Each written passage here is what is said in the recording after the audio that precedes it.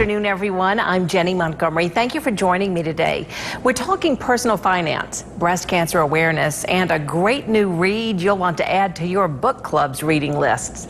First up, a recent study from George Washington University shows Americans are still failing at personal finance, and it could not come at a worse time, with the pandemic causing market volatility, job and income losses, and a level of financial stress most Americans haven't experienced since 2008. Do you ever have these thoughts? I will always struggle with money, or only lucky people get rich. You're about to meet a self-made millionaire who has interviewed more than 1,300 of the world's wealthiest people.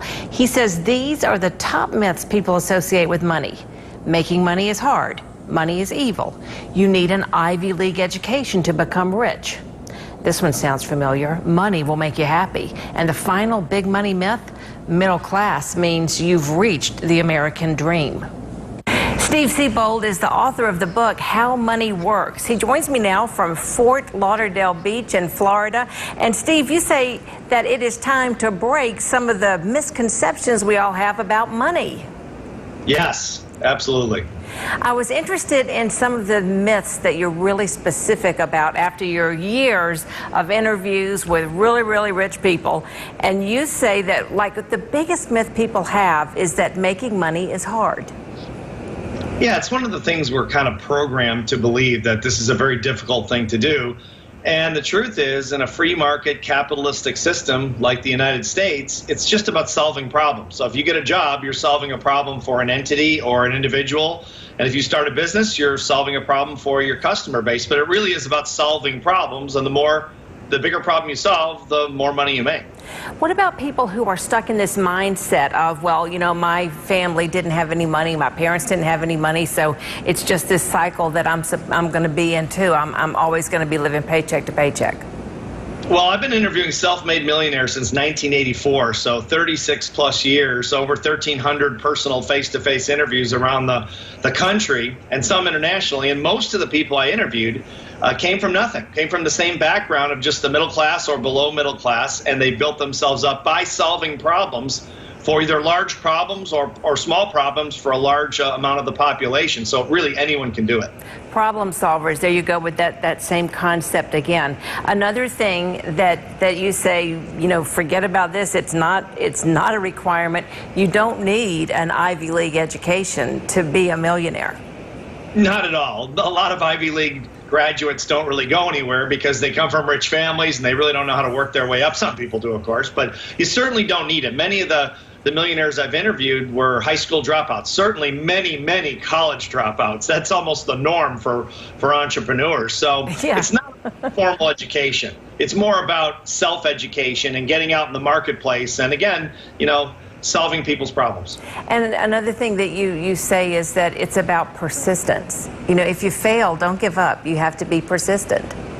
Yeah, I think you have to realize it's a becoming wealthy or at least financially independent is really a marathon. It's not a sprint, as they say. You have to have sustained concentration on what you're doing, even in the face of great obstacles and a great amount of people telling you can't do it. So let's talk about obstacles right now. I have 3 kids that are all in their mid-20s, and they're coming out of college, and they're understanding overall the job outlook may not be the best, but I think they're also finding that there are jobs, but they just may not be in the field that they studied. Yeah, that's definitely the case. There's no question about that. I think the first thing you have to do is learn how, as a young person, learn how money works. It's something that we're not taught in school for whatever reason, not even really in college. Just learn the basics of personal finance. And then if you have to get a job that you don't really want to do, take the job, build up your money, start long-term savings, investing programs, that kind of thing. And then look for your ultimate job or your ultimate business. You know, the grass is always greener on the other side. We just think, you know, if we had money, we'd be happy. Yeah, all the studies really indicate that money really doesn't increase happiness. Once you get to about $70,000 a year in the United States, at least in effective income, happiness really doesn't see a big increase. It's buying a lot of things and having bigger homes and fancier cars really doesn't make people happier, again, according to the studies, but it does make your life a lot easier. And I would I would go after financial independence for that reason alone. What do you think is a great way for people to start understanding about personal finances? Is there anything you recommend?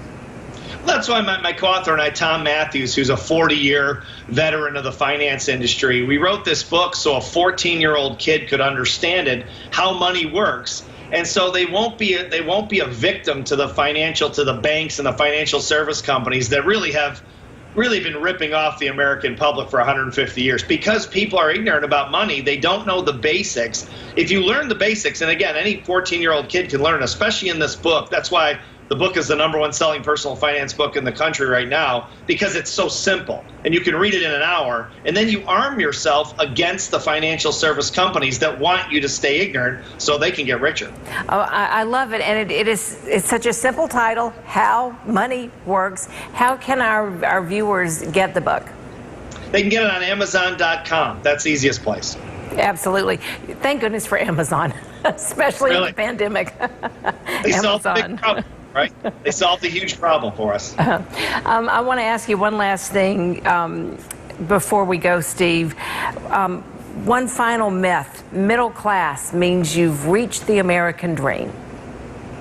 Yeah, I think middle class means you're going to struggle financially your whole life, as most of our parents did and our grandparents did, even if they were able to reach the middle class, which used to be sort of the American dream. Now I think what you want to look for is financial independence. So you never have to be beholden to anyone else, any entity, any job, any corporation, or anyone else for that matter, for the rest of your life, because you control your finances, which means you control your life.